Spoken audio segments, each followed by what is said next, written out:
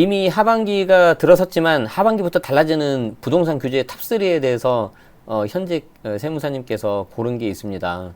어떤 내용인지 살펴보도록 하고요. 아마 여러분들 대부분 다 아실 내용일 건데 그래도 조심하자는 의미에서 오늘 본 기사를 가져왔습니다. 그리고 여기에 덧붙여서 제가 추가로 말씀드리고 싶은 몇 가지 더 좀 말씀드려 보도록 하겠습니다. 일단 기사 출처를 먼저 밝히고 좀 시작을 할까요? 이코노믹 리뷰에서 가져왔고요. 권일구 기자님이 좀 정리를 하신 것 같네요. 여기 이제 박진규의 3040 리얼 절세라고 해가지고 그 전에도 제가 몇 번 소개는 드렸던 것 같아요. 고려대학교 수학과 졸업하셨고 해인 세무회계사무소 대표 세무사님이라고 하십니다. 네, 자 어떤 내용인지 한번 보도록 하죠. 6월 1일을 기점으로 부동산 시장에 강력한 충격을 줄 규제 3가지가 동시에 시행됐다. 다주택자가 6월 1일부터 집을 팔 때 양도소득세 최고 세율이 75%로 오르는데 재산세와 종부세 과세 대상도 이날을 기점으로 확정이 된다. 다만 실제로 이들에게 어떤 세율이 적용될지는 추후 논의에 따라 달라질 수 있다. 이에 더해 같은 날 전월세 신고제 역시 시행된다. 그러니까 6월 1일을 기점으로 해가지고 양도세 단기 세율도 굉장히 많이 오르고 다주택자 양도세 중과도 오르고 재산세와 종부세, 보유세 과세 기준율도 오르고 그리고 전월세 신고제도 시행되고 생각보다 꽤 많네요. 그런데 왜 생각보다 이렇게 좀 충격적이지 않죠? 이미 그 전부터 꽤 규제가 셌다는 거를 이게 반증하는 걸일 수 있습니다. 예. 면역이 된 거죠. 일종의 항체가 생겼다고 해야 되나요? 자, 이 세무사님께서 꼽은 3가지를 볼 건데 첫 번째가 다주택자 단기거래 양도세 최고 75%로 인상된다는 거, 그리고 보유세도 인상된다는 거, 그리고 전월세 신고제 시행된다는 거, 요거에 대해서 간단히 살펴보도록 하죠. 자, 먼저 첫 번째입니다. 자, 다주택자 단기거래 양도세 최고 75%로 인상이 된다. 어떤 내용이냐면 보겠습니다. 정부는 단기 보유주택에 대한 양도세를 인상한다. 6월부터 1년 미만 보유주택을 거래할 때 양도세율이 기존 40에서 70%로 오르고 1년 이상 2년 미만 보유주택에 적용하는 기본세율도 60으로 오른다. 그러니까 주택은 좀 특별해서 1년만 있으면은 기본세율 적용이 되는데 다른 주택 외 부동산, 즉 토지나 상가처럼 이제 2년을 채우라는 겁니다. 분양권 양도세도 오른다. 현행 세법은 분양권을 양도하는 경우 조정대상 지역 같은 경우라면은 50%, 나머지 지역이라면 주택 외 부동산이니까 1년 미만 50, 1년에서 2년 40, 2년 이상 보유할 때 기본세율 적용이었는데 6월 1일 이후 분양권을 팔면 지역에 관계없이 세율이 크게 오른다는 거죠. 그래서 여기서 중요한 거는 지역에 관계없습니다. 그래서 조정, 비조정 상관없다는 거예요. 보유기간에 따라서 1년 미만 70, 1년 이상 60, 2년 넘어도 60, 3년 넘어도 60. 그러니까 굉장히 많이 오르는 거죠. 그래서 실제로 6월 1일 되기 전에 5월 달에 분양권 거래량이 급증했습니다. 저거 이제 피하자고. 그런데 현장에 가보시면은 6월 달 넘었을 때 분양권 양도세가 올라갔잖아요. 올라가니까 물론 지역마다 다르긴 한데 매도자 우위인 시장 있지 않습니까? 매도자가 주도권 갖고 있는 시장, 그런 데에서는 매수자가 여전히 불법으로 다운 계약서를 써야 되는 그런 상황도 생기고요. 일부는 매수자가 양도세를 부담하는 그런 것도 생깁니다. 현행 세법상 매수자 부담하는 양도세는 불법은 아닌데 이게 이제 매수자 입장에서 굉장히 좀 부담이 되는 거죠. 그런데 여기 기사에도 이렇게 나왔죠. 다만 분양권 거래 시장에서는 탈세 목적의 다운계약, 이거 다운 업계약은 완전 탈세예요. 이건 불법이에요. 하시면 안 돼요. 그게 이제 일반화되어 있다는 거죠. 그러니까 현직에 계신 세무사님이 그래도 어떤 기사를 썼는데 이렇게까지 인쇄돼서 쓸 정도라면 굉장히 많이 돼 있다는 거예요. 이게 문제라는 거죠. 그게 이제 일반화돼 있어서 분양권 양도세 강화가 시장에 미치는 영향이 크지 않을 거라는 관측도 나온다. 그러니까 규제를 해가지고 한 것까진 좋았는데 결국에는 그 규제하는 게 불법을 더 오히려 조장하는 그렇게 된다는 거죠. 문제가 있다라는 겁니다. 자, 현행 양도세 한번 보실래요? 굉장히 많이 올라갔죠. 주택 및 조합원 입주권, 그리고 분양권, 그리고 이제 주택 외 부동산, 이제 토지 상가도 있는데, 여기 표현은 좀 없네요. 이 주택 및 조합원 입주권이 이제 표가 이제 현행이라고 된 거 보니까 그 예전 거인 것 같아요. 올해 6월 전에는 1년 미만 40, 그리고 1년만 넘어도 기본세율 6에서 45%였거든요. 근데 6월 1일 넘어가니까 이제 1년 미만 70으로 그냥 확 뛰어버리고, 1년에서 2년은 60%, 그리고 2년 넘어야 이제 기본세율이 적용되는 거고, 조정대상 지역에 만약에 2주택이다, 다주택 중과가 들어갔다, 그러면은 기본세율 플러스 10%가 20%포인트가 됩니다. 그래서 기본세율이 최고 45거든요. 그럼 거기에 20이 들으니까 65가 들어가는 거죠. 근데 3주택이다. 주택이 하나 더 있다 그러면은 최고 75까지 가는 거예요. 75까지 가고 이제 지방소득세 붙으면은 82.5까지 가는 겁니다. 분양권도 말할 게 없어요. 그전에는 조정지역이냐 비조정지역이냐 이렇게 구분했는데, 분양권은 그냥 여러분들 외우기 힘드니까 외우기 좋으라고 지역 구분 없이 6월 1일 이후에는 그냥 70, 60 이렇게 그냥 깔끔하게 정리를 해주는 거죠. 그리고 이제 이 조정대상 지역 같은 경우도 이렇게 좀 들어갈 수 있다는 겁니다. 이 분양권이 이제 그 단기세율 비교과세 좀 들어가고 그럴 수 있으니까. 자, 규제 지역 내 다주택한 양도세율도 10%포인트씩 오르는데, 현재는 2주택자의 경우 기본세율이 10%포인트, 3주택 이상은 20%포인트를 더해 부과했는데, 앞으로 2주택자는 20, 3주택자는 30%포인트를 추가한다. 양도세 최고세율이 기존 65에서 70%로 오르는 것이다. 그러니까 뭐 말이 그렇지 뭐 어마어마하게 오르는 거예요. 분양권 관련해 가지고 좀 한 말씀 드려보도록 하죠. 특히 이제 여러분들 이제 사전 청약도 관심이 많고 그렇기 때문에 분양권에 대해서 좀 이렇게 말씀을 좀 드려야 될 것 같은데,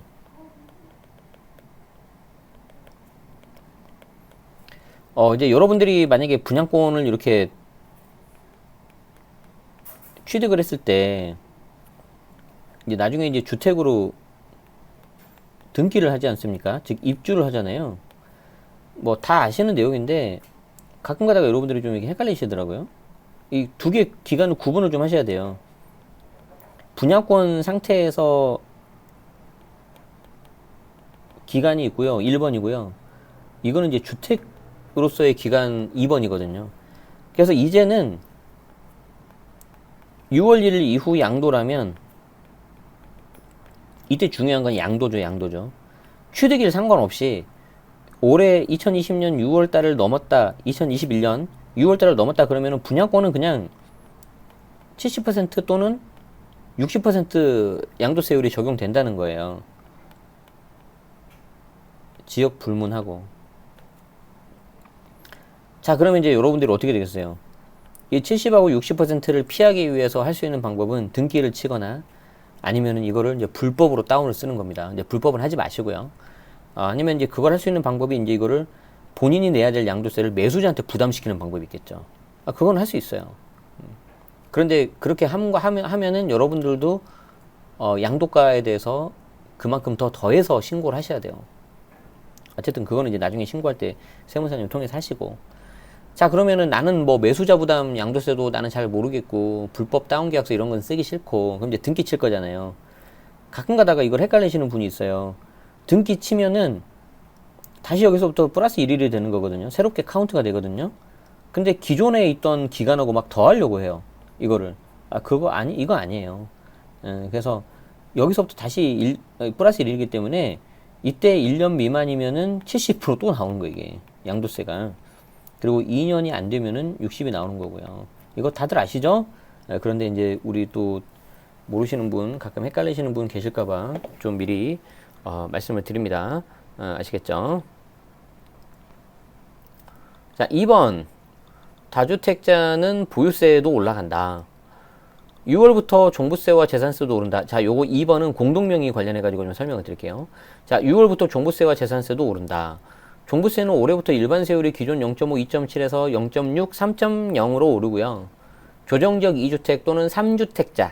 여기서 이제 또 여러분들이 많이 착각하는 게 3주택이 조정 3주택으로 착각을 하시는데 그렇지 않고 그냥 지역 불문하고 3주택.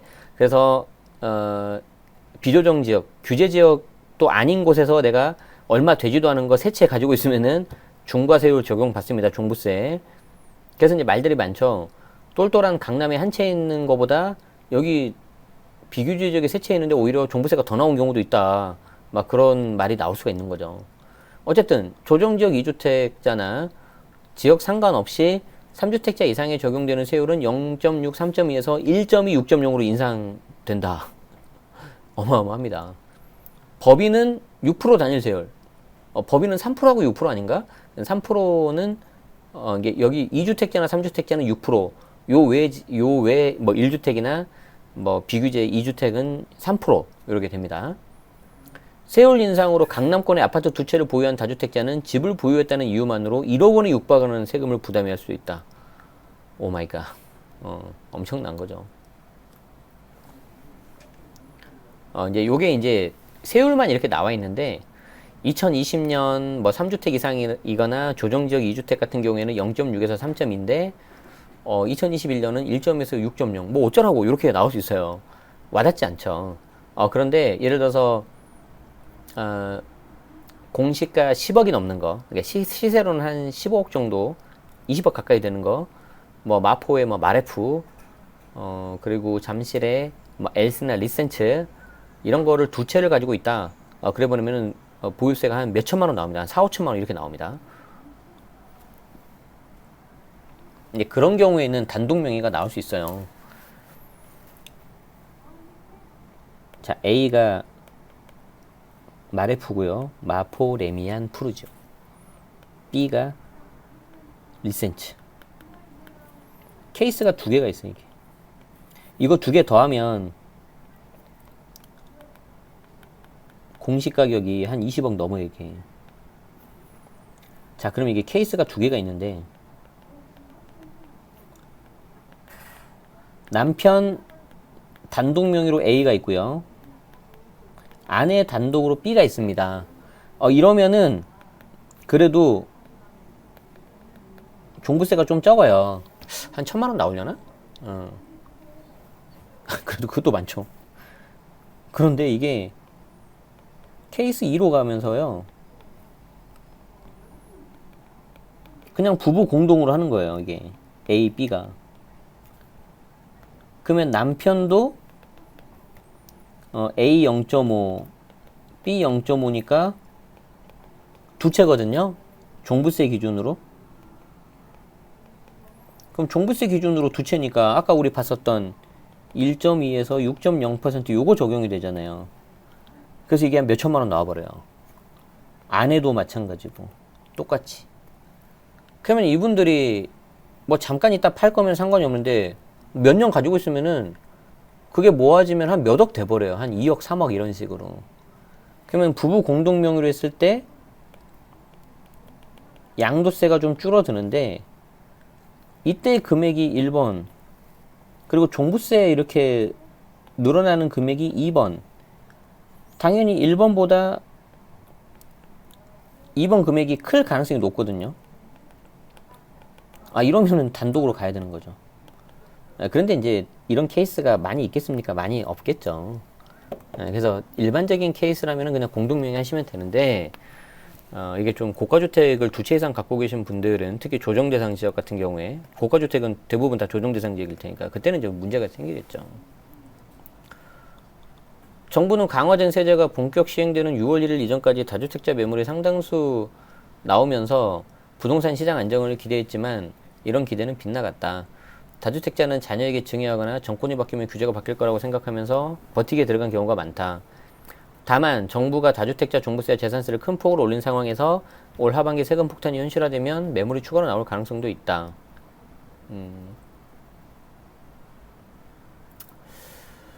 오케이. 자, 3번.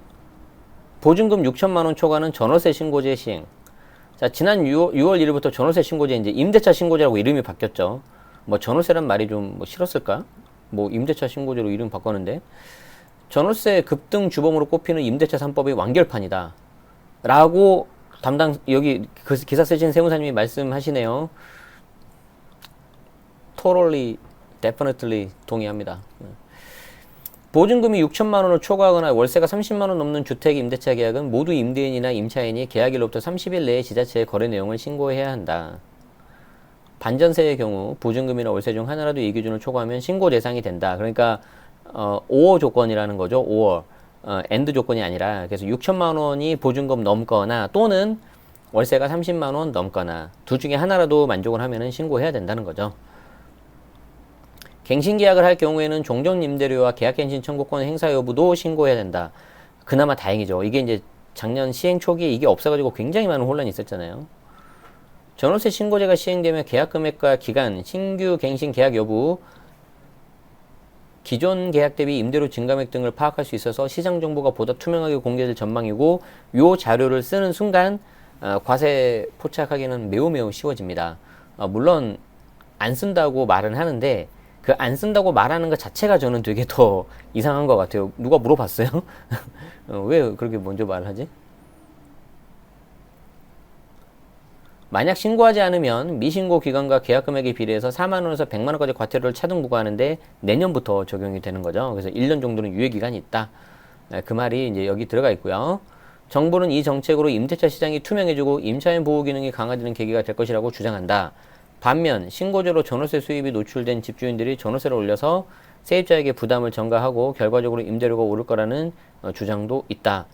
전월세 신고제를 통해서 구축한 부동산 거래 정보가 임대소득에 대한 과세 자료로 활용될 수 있다는 우려도 나온다. 자, 정부가 하고 있는 주장이 여기 앞부분이 없고 뒷부분은 그냥 일반 민간 또는 그냥 소위 말하는 언론에서 말하는 전문가분들이라고 말하는 주장이 있는데, 앞에 있는 내용을 믿으실 거냐 뒤에 있는 내용을 믿으실 거냐는 여러분의 선택이에요. 제가 여기서 어떤 말을 더 믿으세요라고 말은 하지 않겠어요. 다만 지난 4년을 보시면은 뭐 여러분들이 선택하시는 데 있어서 조금 더 쉽지 않을까 생각이 듭니다.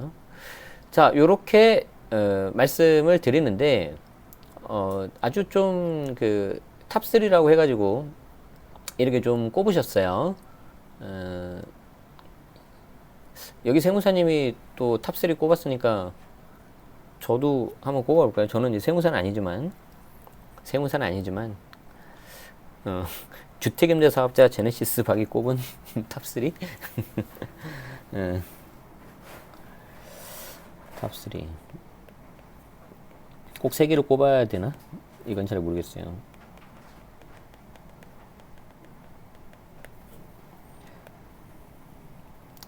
약간 중복이 될 수 있는데 뭐니 해도 앞으로의 핵심은요, 제가 봤을 때는 전월세 신고제예요. 지금 이 세무사님도 말씀드렸지만 전월세 신고제가 제가 봤을 때는 가장 폭탄입니다. 우리가 이제 임대차 3법이 있잖아요. 신고제가 있고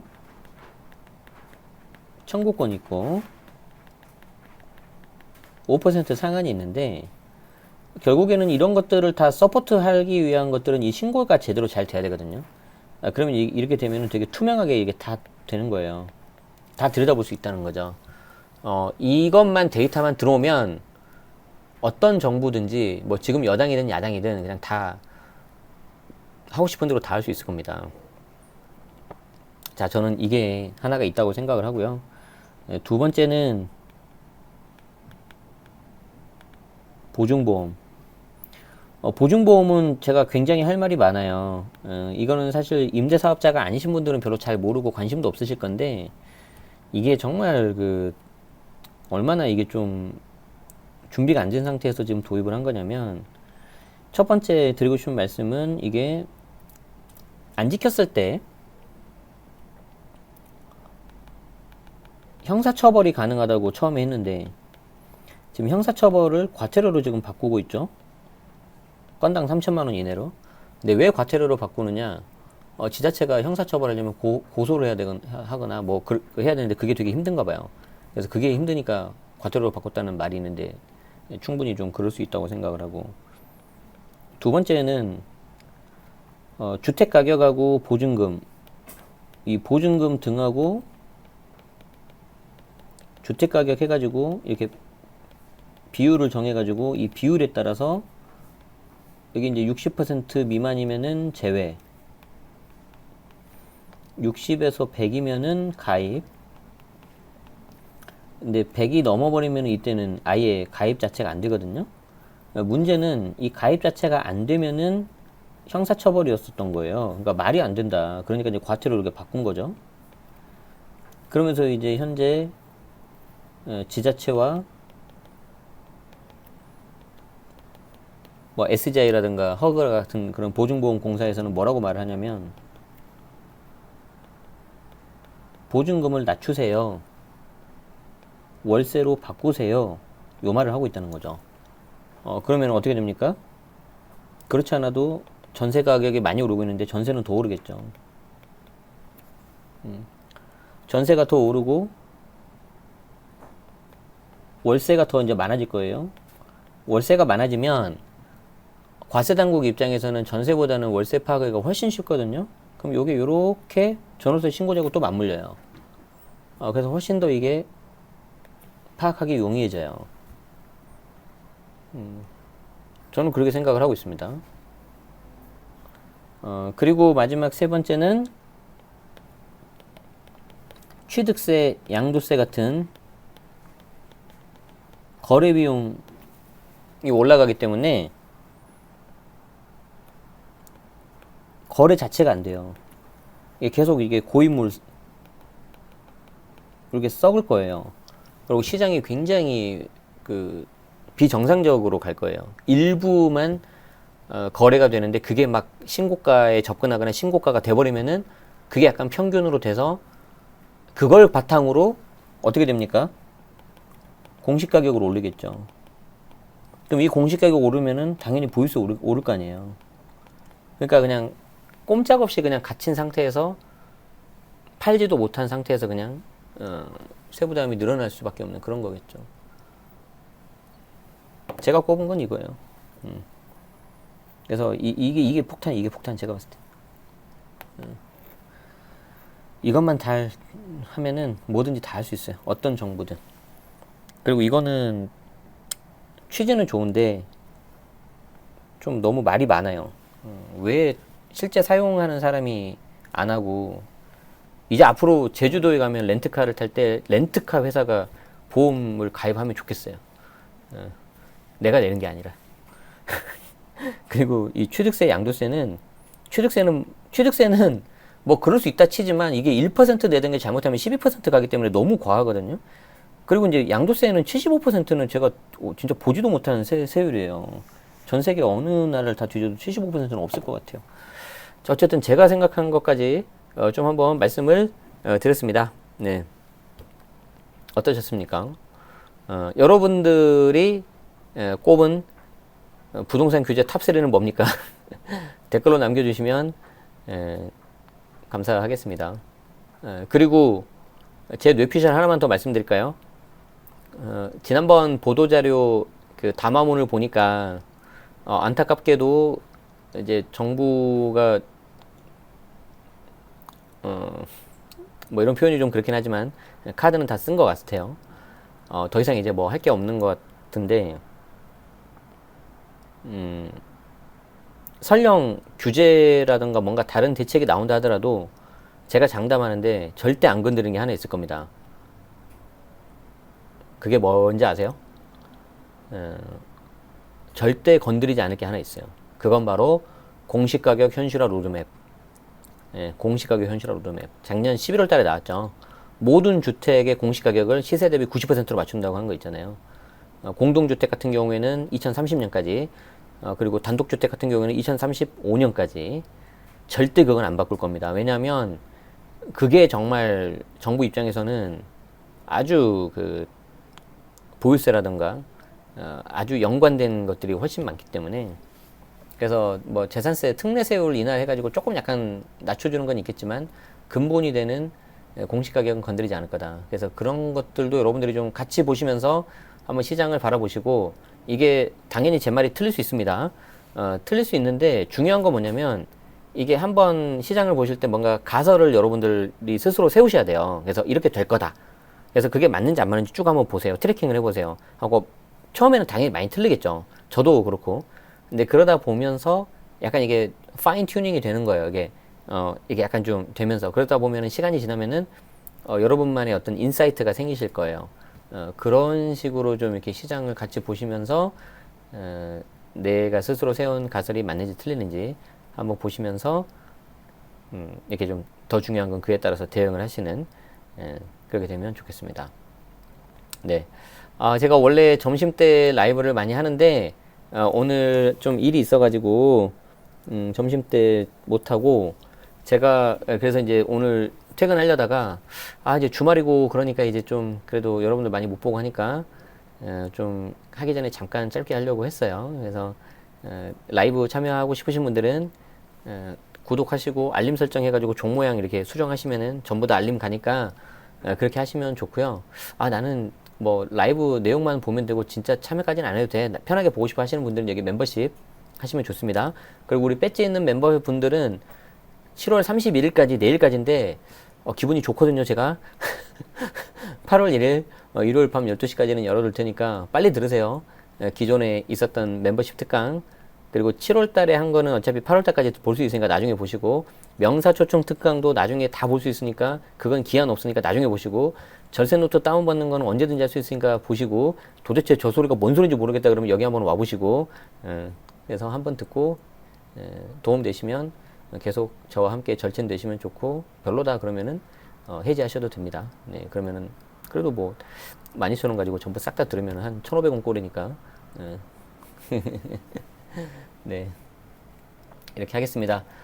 그리고 한 가지 드리고 싶은 말씀은 그 여러분들이 많이 이렇게 호응해 주셔가지고 클래스 101 조기 마감도 되고 이렇게 됐는데 제가 이제 원래 코칭 그 상담을 안 했었거든요. 근데 이제 101하고 좀 같이 하면서 이번에 한시적으로 몇 분만 좀 하기로 했어요. 그래서 그거 좀 수량 제한돼 있으니까 참고하시고 그런데 이제 제가 101을 했던 이유 중에 하나가 거기 일하는 방식을 좀 배우고 싶어서 갔는데 얘들이 일 잘합니다. 그래서 미팅을 했는데 앞으로 제가 굉장히 좀 바쁠 것 같아요. 근데 좀 바빠서 바쁜 건 있지만 또 그 안에서 제가 또 배울 게 있다고 저는 생각을 하기 때문에 어쨌든 열심히 하고 또 수강 신청해 주신 분들이 많이 계시기 때문에 그분들한테 좀 좋은 모습 보여드리기 위해서 저도 최선을 다하겠습니다. 그때까지 살도 더 많이 빼고 더 열심히 건강관리 하도록 하겠습니다. 그래서 무슨 말씀 드리고 싶냐면 바빠서 점심에 라이브 못 할 수 있다는 거예요. 아시겠죠? 네. 어쨌든 주말 잘 보내시고 그래도 더위가 조금은 약간 좀 그 주춤해진 것 같지 않아요? 밤에 잘 때 힘내시기 바랍니다. 얼마 안 남았습니다. 즐거운 주말 보내십시오. 빠이빠이.